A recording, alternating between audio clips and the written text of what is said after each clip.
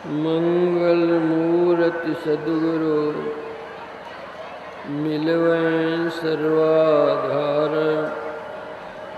मंगलमय मंगल करम विनवां बारंबार।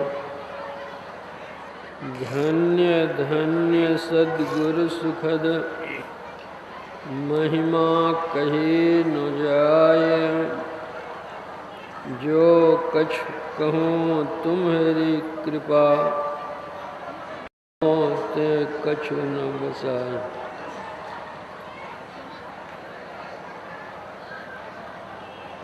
समवेत समादरणीय सज्जन वृंद, आदरणीय माताओं तथा भक्तिमती बहनों,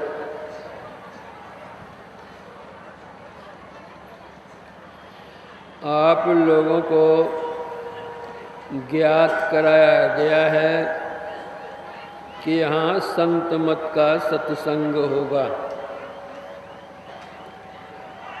संत मत कोई नया मत, नया धर्म, नया मजहब, नया संप्रदाय अथवा नया रिलीजन आदि नहीं है।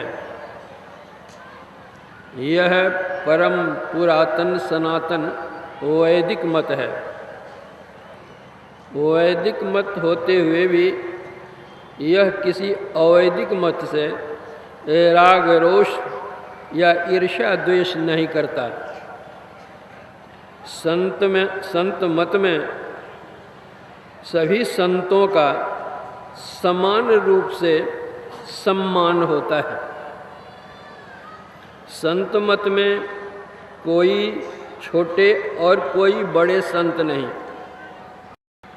चाहे किसी देश, किसी वेश, किसी जात, किसी पात, किसी धर्म, मजहब, संप्रदाय, रिलीजन आदि के संत क्यों न हों, सभी संत एक हैं। इसलिए सत्संग के आरंभ में सब संतन की बड़ी बलिहारी का पाठ होता है और संत मत बतलाता है हिंदू, मुस्लिम, सिख, ईसाई, जैन, बौद्ध सब भाई भाई। संत दादू दयाल जी महाराज ने कहा है, जे पहुँचे ते कही गए, तिनकी एकई बात, सबे सयाने एक मत, तिनकी एकई जात। संत मत में जात पात भी कोई बात नहीं होती। सभी पहुँचे हुए संत एक होते हैं। अवश्य ही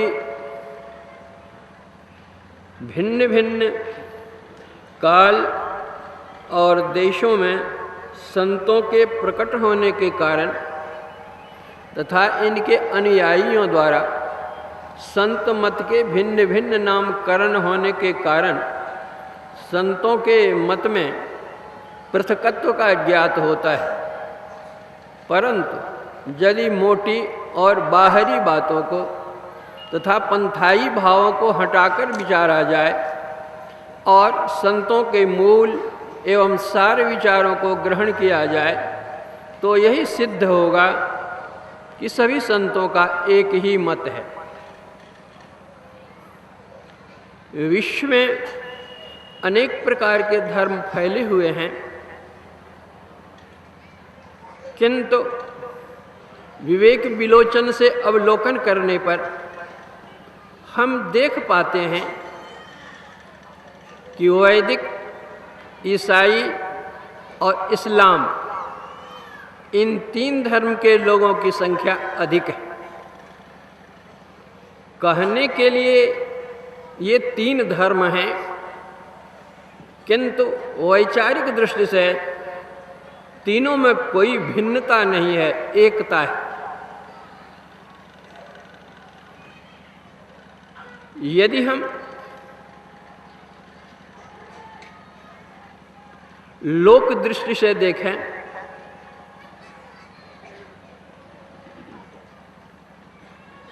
पारिवारिक दृष्टि से देखें, आध्यात्मिक दृष्टि से देखें, धार्मिक दृष्टि से देखें, जिस किसी भी दृष्टि से हम देखना चाहें तो तीनों में एकता का बोध होता है। पारिवारिक दृष्टि से देखिए,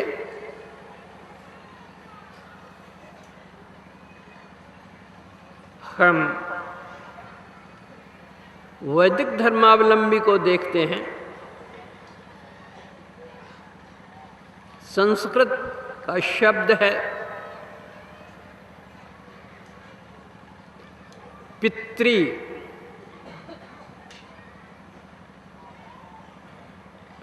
अंग्रेजी में हम उसी को फादर कहते हैं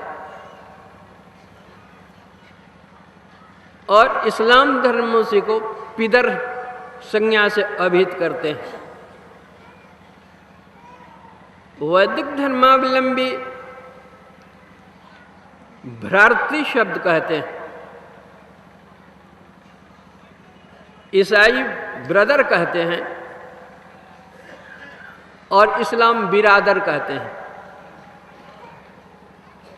वैदिक मातृ कहते हैं,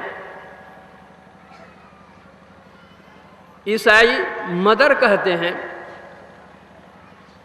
और इस्लाम मादर कहते हैं। देशांतर के कारण शब्दांतर है, किंतु तत्वांतर नहीं है। कोई जल कहते हैं, कोई वाटर कहते हैं, कोई आब कहते हैं। तीन शब्द होने से चीजें तीन नहीं हो जाती, वह चीज एक ही रहती है। उसी तरह ईसाई धर्मावलंबी परम प्रभु परमात्मा को गॉड कहते हैं। इस्लाम धर्मावलंबी उसी को खुदा या अल्लाह कहते हैं। यहूदी जेहोवा कहते हैं, चीनी तितीन कहते हैं। वैदिक धर्मावलंबी उसी को ब्रह्म या परमात्मा कहते हैं।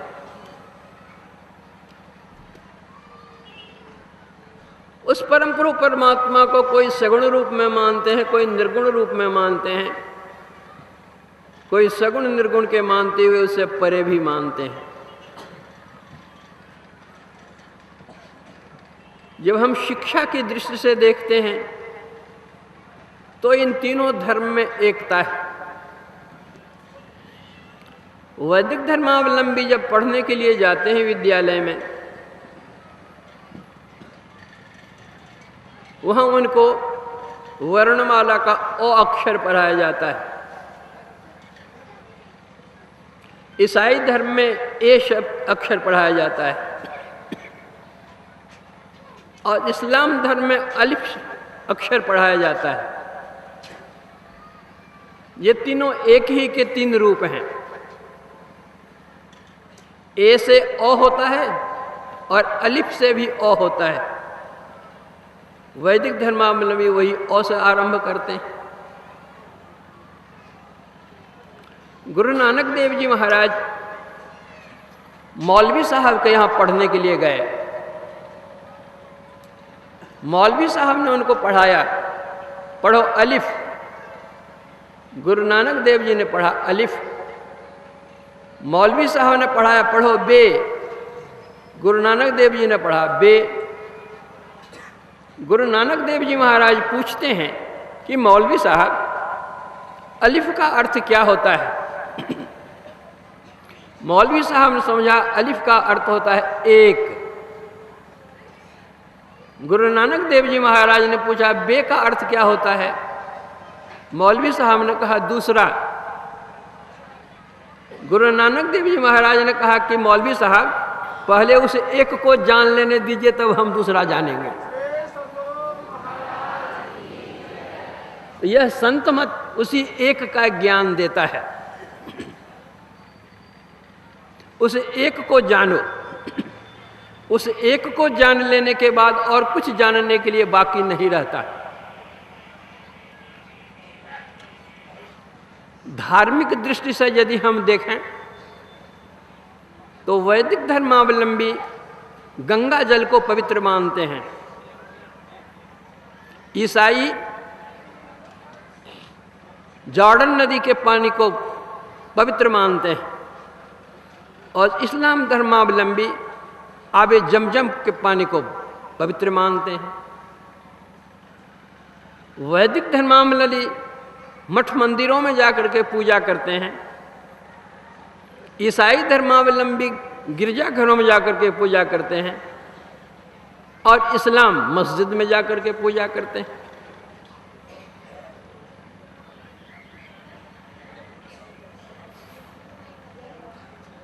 ये तीनों वास्तव में आस्तिक धर्मावलंबी हैं।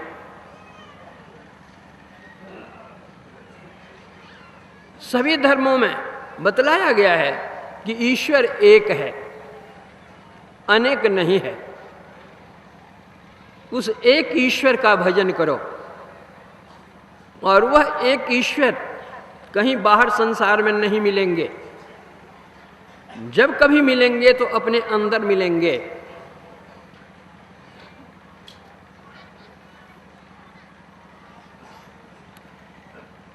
मठ या मंदिर में भगवान बैठे हुए हैं ऐसी बात नहीं है,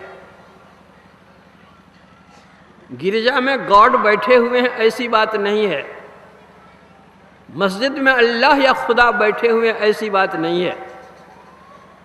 वह तो पूजा स्थल है। घर के कोलाहल से दूर एकांत स्थान में जाकर के भगवत चिंतन करते हैं, अल्लाह की याद करते हैं। वह पूजा स्थल है, न कि उसमें वे बैठे हुए हैं। जब हम मस्जिद जाते हैं तो वहां हम देखते हैं कि एक बत्ती जल रही होती है और मौलाना साहब, मुल्ला साहब अजान देते हैं, अल्लाह अकबर की जोर से आवाज करते हैं। जब हम गिरजा जाते हैं तो वहां देखते हैं मोमबत्ती जलती रहती है और वहां एक घंटा टंगा हुआ रहता है। जब हम मठ या मंदिर में जाते हैं तो वहां देखते हैं कि भगवान के सामने में आरती उतारी जाती है और घड़ी घंट भी बजता है। यह क्या है? यह बतलाया जाता है दीपक, मोमबत्ती या आरती यह प्रकाश का प्रतीक है। मुल्ला साहब की जो आवाज है या घर दीपक जलता है वह प्रकाश का प्रतीक है और जो आवाज देते हैं वह शब्द का प्रतीक है। गिरजा में जो घंटा टंगा हुआ वह शब्द का प्रतीक है और मोमबत्ती जलती वह प्रकाश का प्रतीक है। यह बतलाया जाता है कि वह प्रकाश और शब्द तुम्हारे अंदर है। उस प्रभु को पाना चाहते हो तो अपने अंदर के प्रकाश को और अंदर के शब्द को ग्रहण करो। जो उस प्रकाश को और शब्द को ग्रहण करते हैं वे प्रभु के पास जाते हैं और उनके सारे दुख समाप्त हो जाते हैं। इसलिए संत सूरदास जी महाराज ने कहा है, ताते से यदुराई संपत्ति विपत्ति, विपत्ति सो संपत्ति, देह धरे कोई है सुहाई। तरवर फूले फले परिहरे, अपने काल ही पाई। सरवर नीर भरे पुनि उमरे, सूखे खे उड़ाई। द्वितीय चंद बाढ़त ही बाढ़त, घटत घटत